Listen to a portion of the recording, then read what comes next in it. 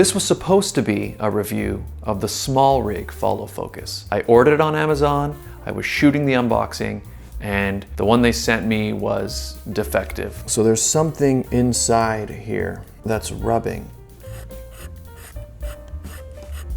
So I returned it to Amazon, and I was fully intending to order it again as soon as the refund came through and just sort of like an exchange. But as I was waiting for that to happen, I was scrolling through Amazon, and I'm sure you've seen it too, the Neewer follow focus, $32.99.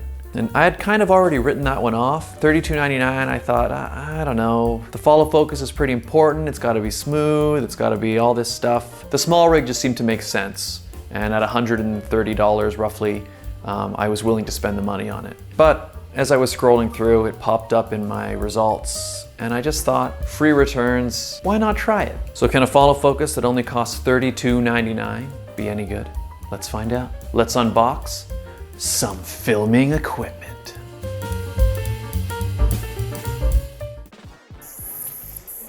Neewer follow focus, made in China. All right, this was $32.99 Canadian. I don't know if it's any good. We're gonna find out. So let's see. All right, now I will say this. The thing that most people were complaining about was this thing right here, which I am not going to be using, but I can already see, oh. So this is not rubber. The ones from Small Rig are rubber. This is literally like a firm plastic. This would definitely slide all over the lens. There's nothing to grip. But fortunately, I'm not using this because I actually ordered from Small Rig a focus ring that's sitting on my lens now. So I'm not even going to use this. So if you're buying this Neewer follow focus, buy yourself a seamless follow focus gear ring from Small Rig. I think it's worth it because this definitely, I can just tell from holding it. There's no way this is going to work. Let's get to the important part. Ooh, comes with a free snack. I love it. Accurate focusing, professional touch, excellent damping design. Well, we'll find out. Let's see. Okay, it's got some weight to it. This part's all metal. I didn't actually expect this to be metal, but this is metal. This is metal. This gear is plastic. I mean,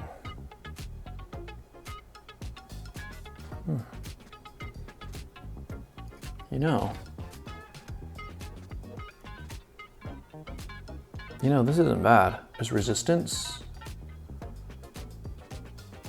And it's smooth all the way around. So you tighten this. I don't know what else you'd want. This is to tighten it on the, oh, I see, okay, yeah. So this one knob tightens this, and it'll also probably squeeze this. One thing that it doesn't have, which would kind of be cool, would be like the hard stops, you know? The interesting thing is I could probably fashion something. Because if you've got this, and this doesn't move, if I just got something that I could clip on and off, if I just got something I could clip here, and then it would stop it. But again, more likely what I would do is you get a dry erase marker, you mark your spot, and then you just use this as your guide, right? Okay, yeah, it's in focus there, mark. Okay, and it's in focus there. Okay, great, mark. That's kind of all you need. The thing I was most concerned about was how this turns. And I mean, it's fine. Like, I don't know what else more I would want it to do. Okay, let's try mounting it on the camera and see. This may not hit the ring. If the lens was a little bit longer, it would. Oh wait, I can move this forward on the thing. Will that do anything for me? We're figuring it out, people. I'm a pro, okay? Ooh. So this little knob right here is hitting the hood, which honestly is friggin' annoying. Obviously there's gonna be a matte box at some point. That'll be right in front. So like ideally it'd be like this. Okay, so I've been fidgeting around with this thing and I found I was able to get it to work. So as you can see, the lens hood is on there, no problem. What I ended up having to do was just slide the camera forward on the plate a little bit. It really wasn't that big a deal. It's just forward a little bit on the plate. I think I'm planning to buy a longer plate eventually anyway, so that would kind of solve all of this. And so yeah, this can go on here. No problem, and as you can see, all the gears turn very nicely. And I didn't have to modify this at all. I just kind of, nudged things around a little bit. And obviously, if I was using a longer lens, a larger lens, something more like a cinema-sized lens, then all of these problems I think go away.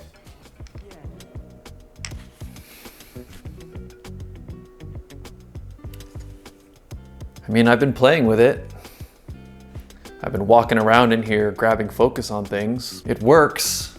I don't know what else I would want it to do. Hard stops would actually be a cool thing. Obviously, it would allow me to find my focus without even having to look at it. But again, I think I can come up with something. I've even been thinking, what if I just stuck a little piece of tape right there? And then it hits. Is it worth $100 more just for that? I don't know, it feels smooth. I feel like it has no business working this well, but it does. I'm gonna keep it. I mean, obviously the real test would be a true field test, like someone hires me, I'm on set shooting, can I use this? Pretty sure the answer is yes. I mean, the thing is, I shot for years with a DSLR in my hand, focusing with the lens.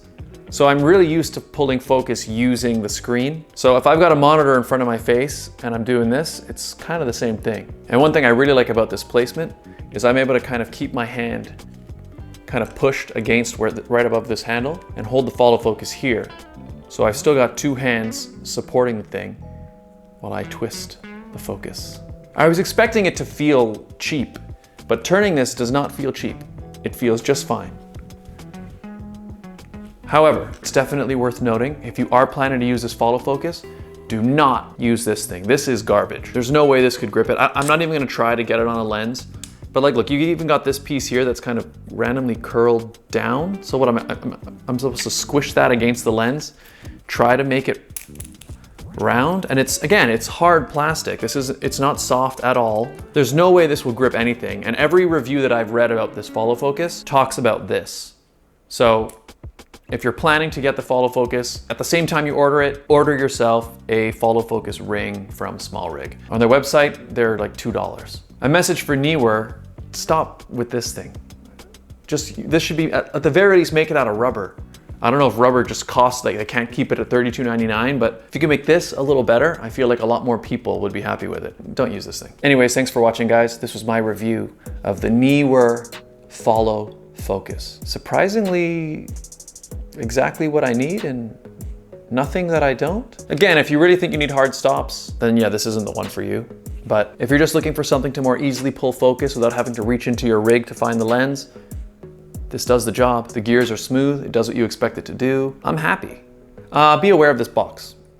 This big box as well. I was able to find a place where it fits, but obviously the Small Rig, because it's got sort of these two joints, it was a bit easier to move it around and maneuver it around things. But again, once it's here, it's here. So it just took a little bit more time to find exactly where to put it. Now that I found it, it's great. Okay, thanks a lot for watching, guys. I'm Scott Brown. Happy shooting.